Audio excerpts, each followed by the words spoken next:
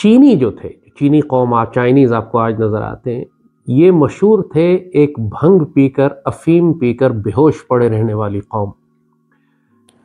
इस स्टडी के मुताबिक ये कहा जा रहा है कि चाइनीज़ जो है वो ये समझते हैं कि तकरीबन 400 बिलियन युआन, जो कि 57.7 बिलियन डॉलर बनता है, वो इन्वेस्ट करना चाहते हैं बेल्ट एंड रोड इनिशिएटिव में, यानी कि चाइना पाकिस्तान इकोनॉमिक कॉरिडोर के अंदर। वो समझते हैं एक ही ऑप्शन है और वो है पाकिस्तान। यहाँ से ही आप अपना रेल नेटवर्क उठाएं और इस रेल नेटवर्क के ज़रिए आप जो है वो कनेक्ट करें दुनिया के साथ। पॉलिटिकल जरदारी को, जो तो नवाज को, तो बिलावल को, तो मरियम को, तो इमरान को, इनको हुकूमत देने का मतलब है इससे बेहतर है कि आप खुदकुशी कर ले अल्लाह, क्योंकि ये तो खुदकुशी ही है इनके हवाले हुकूमत करना। ये बड़ी इंटरेस्टिंग डेवलपमेंट है। पाकिस्तान के अंदर पहले जो उन्होंने सी पैक के ऊपर बिलियंस ऑफ डॉलर्स जो थे वो लगाए थे, उसका पाकिस्तान को तो फायदा नहीं हुआ था। तो अमेरिकन ने बिल्कुल एक स्ट्रिंग ऑफ पर्ल्स बनाया हुआ है, जिसे वो कहते हैं कि तो मिलिट्री बेसिस हैं जो चाइना को बिल्कुल ब्लॉक किया हुआ है, साउथ चाइना सी को। चाइना के पास समुंदर वही लगता है, ताइवान के सामने वाला जो है, और अमेरिकन ने इसको बिल्कुल ब्लॉक किया हुआ है। तो ये हम तो चाइनीज को ब्लैकमेल करते हैं, आए हो पाकिस्तान, अच्छा ये कारोबार तुम अपना करना चाह रहे हो, ये हमारे इलाके में एक सड़क बना दो, साढ़ा सिलेक्शन चल जाएंगे। ये तुम्हारी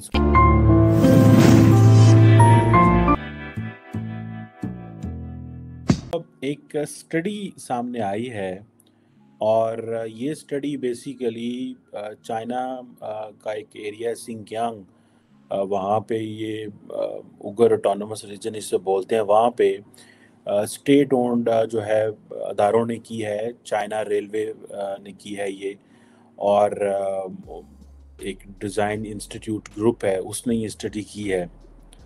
इस स्टडी के मुताबिक ये कहा जा रहा है कि चाइनीज़ जो है वो ये समझते हैं कि तकरीबन 400 बिलियन युआन, जो कि 57.7 बिलियन डॉलर बनता है, वो इन्वेस्ट करना चाहते हैं बेल्ट एंड रोड इनिशिएटिव में, यानी कि चाइना पाकिस्तान इकोनॉमिक कॉरिडोर के अंदर।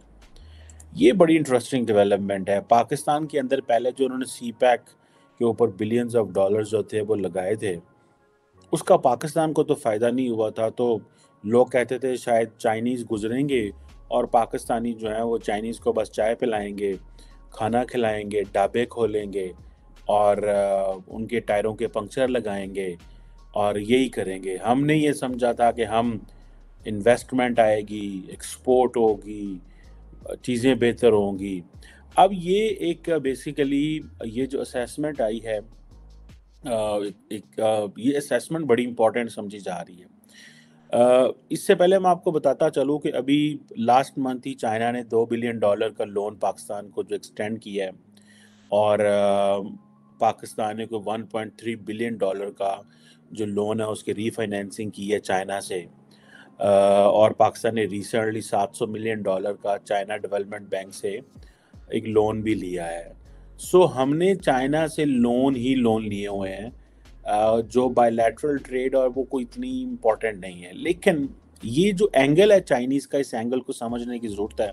और वो समझते हैं एक ही ऑप्शन है और वो है पाकिस्तान। यहाँ से ही आप अपना रेल नेटवर्क उठाएं और इस रेल नेटवर्क के ज़रिए आप जो है वो कनेक्ट करें दुनिया के साथ।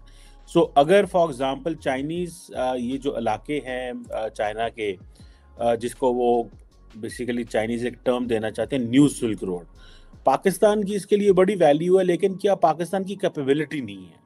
हमारा प्रॉब्लम ये है कि आपको पता है ग्वादर जो कि कभी ओमान का हिस्सा हुआ करता था, और 1958 में इन्होंने पाकिस्तान को ये बेच दिया था, बलूचिस्तान सूबे को, और ये पर्शियन गल्फ में और स्ट्रेट ऑफ हार्मज, जहाँ से तकरीबन 40% दुनिया का तेल गुजरता है, और यहाँ पे ग्वादर का बनना, जो पोर्ट का बनना, ये हमारे लिए बड़ी इंपॉर्टेंट चीज़ थी।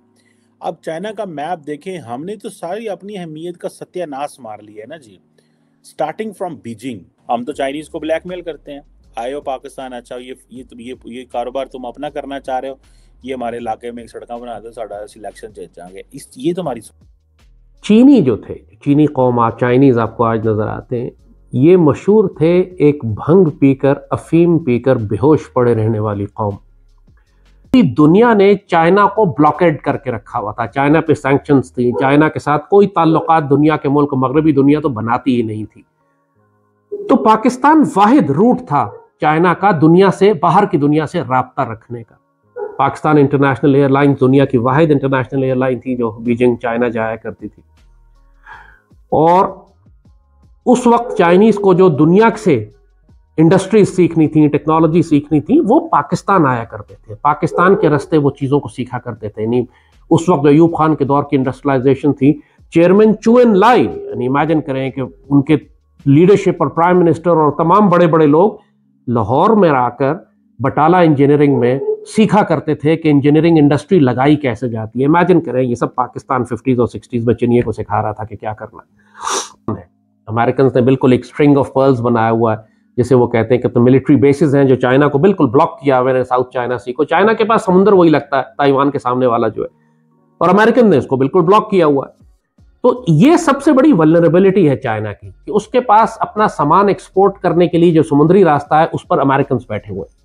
इसलिए ये सीपैक या अपना जो ओबोर है, जिसको ये ओबोर कहते हैं, OBOR, one belt one road initiative, कि जी चाइना एक जमीनी रास्ते से यूरोप और दुनिया के दूसरी मंडियों तक अपना सामान पहुंचाएगा। एक रूट उन्होंने रशिया के थ्रू निकाला है, रशिया से होते हुए यूरोप तक जा रहे हैं। दूसरे रूट मुख्तलिफ मुल्कों से तलाश कर रहे हैं, सेंट्रल एशिया के थ्रू भी जा रहे हैं। फिर नीचे पाकिस्तान में सीपैक का जो रूट है वो भी इस सिलसिले ओबोर की ही एक कड़ी है। सीपैक जो है, सीपैक वाहिद रास्ता नहीं है जो हमारे थ्रू जा रहा है, उनके 10-12 रूट्स और हैं जो जमीनी रास्तों से वो लेके जा रहे हैं, ताकि समुद्र का रास्ता जो उनका वल्नरेबल है, जो ब्लॉक हुआ हुआ है, कोई $3-4 ट्रिलियन की ट्रेड वो करते हैं, एक्सपोर्ट करते हैं चीनी हर साल, और उसमें से तकरीबन उनका प्लान ये है कि जमीनी रास्ते से कम आधा 2-2.5 ट्रिलियन का ट्रेड जो है वो जमीनी रास्तों से जाए, ताकि उनके सी रूट्स जो है वो सी लाइन ऑफ कम्युनिकेशन, स्लॉक्स जो कहते हैं, वो वल्नरेबल है इस वक्त, उनको अमेरिका किसी भी वक्त रोक सकता है। तो इसलिए चीनी पाकिस्तान में आके अपनी इन्वेस्टमेंट करना चाह रहे हैं। तो मकसद बताने का यह है कि चाइनीज अगर आज पाकिस्तान पर इन्वेस्ट कर रहे हैं तो ये हम पर कोई एहसान नहीं कर रहा है। चाइनीज जब कुछ भी नहीं थे उस वक्त पाकिस्तान ने इन पर बहुत भारी एहसानात किए थे, इनको अपने पांव पर खड़ा करने के लिए। हमने तस्लीम हो गए। चाइना के साथ हमारी सरहद लगती है, रूस के साथ हमारी तकरीबन सरहद ही है। हम समझे कि अफगानिस्तान के थ्रू और सेंट्रल एशिया के थ्रू हम रास्ता निकाल सकते हैं वहां पे। सो इंडिया तक एक 4 कॉरिडोर बना रहा है, ईरान के थ्रू नॉर्थ साउथ कॉरिडोर जो है, इंडिया जो है ईरान के थ्रू कैस्पियन सी और कैस्पियन सी से Russia. So everybody is looking east, कि मशरक की तरफ जाके हम इकोनॉमिक और पॉलिटिकल ब्लॉक्स बनाते हैं अपने। और चाइना ने जिस तरह डिस्प्लेस किया है अमेरिका को मिडल ईस्ट से, अफ्रीका में और मिडल ईस्ट में खासतौर पर, जैसे मिसाल दी कि यही सऊदी अरब और ईरान को करीब लाना, ये इतना बड़ा जियोपॉलिटिकल इवेंट है कि अमेरिकन आर स्टन्ड, मतलब उनका दिमाग खराब हो गया कि हुआ कैसे कि चीनियों ने आके सऊदी अरब और ईरान को इकट्ठा कर दिया और यमन की जंग रुकवा दी, और जनाब अब वो डॉलर के बजाय, पेट्रो डॉलर के बजाय अब वो चाइनीज युआन में, रशियन रूबल में ट्रेड हुआ करेगा oil. So what Chinese are doing is कि they are pushing America by the wall, जिस तरह इंडिया हमारे साथ कर रहा है। पॉलिटिकल जरदारी को, जो तो नवाज को, तो बिलावल को, तो मरियम को, तो इमरान को, इनको हुकूमत देने का मतलब है इससे बेहतर है कि आप खुदकुशी कर ले अल्लाह, क्योंकि ये तो खुदकुशी ही है इनके हवाले हुकूमत करना। पाकिस्तान